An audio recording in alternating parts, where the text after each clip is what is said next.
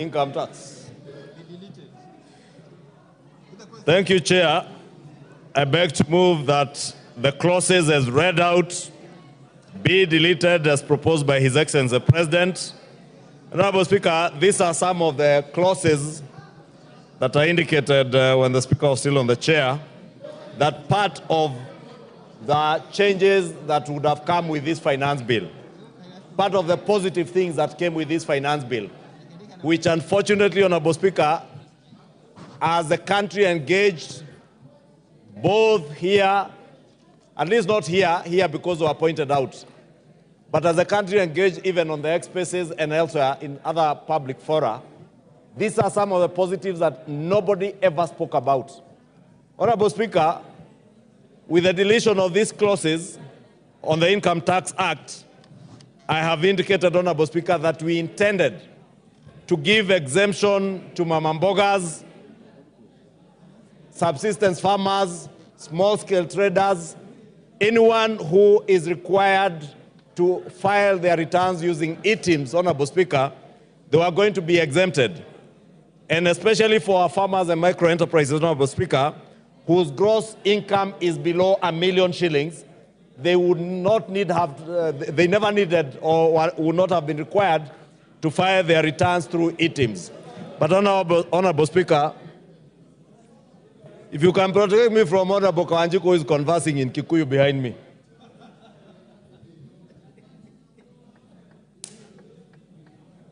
I was saying, Honorable Speaker, the Honorable Kawanjiko, for instance,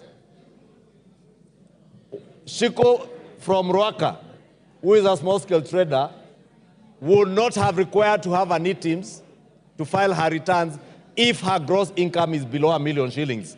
All that is lost, Honorable Speaker, now with the deletion of all these clauses.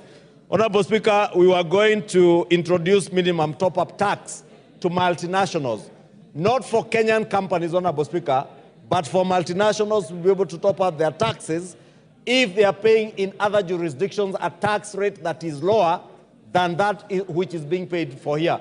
For instance, Honorable Speaker, if there's a multinational operating in Kenya and through profit transfers they are paying, say, 15% in another country, and here the corporate tax rate is at 30%, to top up that 15%. And that would have meant that those multinationals would have paid more taxes to us and generated more revenue. That, again, Honorable Speaker, is lost. More importantly, Honorable Speaker, for me, many Kenyans, especially many business people, came to us and said that they are owed hundreds of billions by our county governments and even by government ministries. While they are owed by government, both at the county and national level, the same government is demanding taxes from them, and they are being penalized for taxes that they have not paid. And they were getting a tax amnesty for a further period of 9 months as the pending bills committee completes its work and money is processed for them to get paid so that they pay their taxes without paying penalties. And this would also have increased our revenues by close to another 30 to 40 billion shillings, besides being a relief to many of our business people.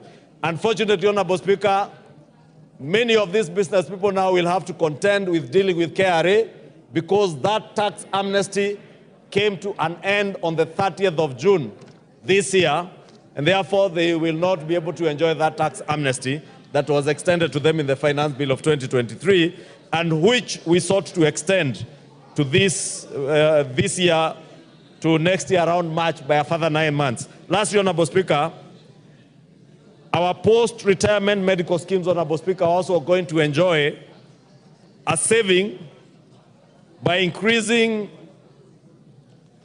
or rather, Honorable Speaker, we are to support savings by people who are saving in post-retirement medical schemes, again in an endeavor to encourage Kenyans to save. Honorable Speaker, today, many of us here, Honorable Speaker, the perfect example would be members of parliament, senior public servants who enjoy, and other people in the corporate world who enjoy very lucrative or very rewarding or very good medical cover schemes when they're in employment. But upon retirement, they have no medical cover and end up suffering in the institution because of medical bills. And Honorable Speaker, we are giving people a limit, increasing the limit from 10,000 to 15,000 of post-retirement schemes. If you save up to 15,000 shillings per month, that is about 180,000 shillings in a post-retirement medical scheme, you are going to enjoy tax rebates. You will not have to pay up to 15,000 per month or up to a total of 180,000 shillings a year on any saving amount you saved in a post-retirement medical scheme. That, again, Honorable Speaker, is all lost under the Income Tax Act. But with that, Honorable Speaker, I beg to move that we delete all those clauses. It's unfortunate because when Kenyans said reject, we rejected everything good and bad. I just took liberty to point out the good that we rejected, and it is now rejected, dead and buried, and I beg to move. Honorable members, I now propose the question that clauses 1 to that clause 2, 3, 4, 5, 6, 7, 8, 9, 10, 11, 12,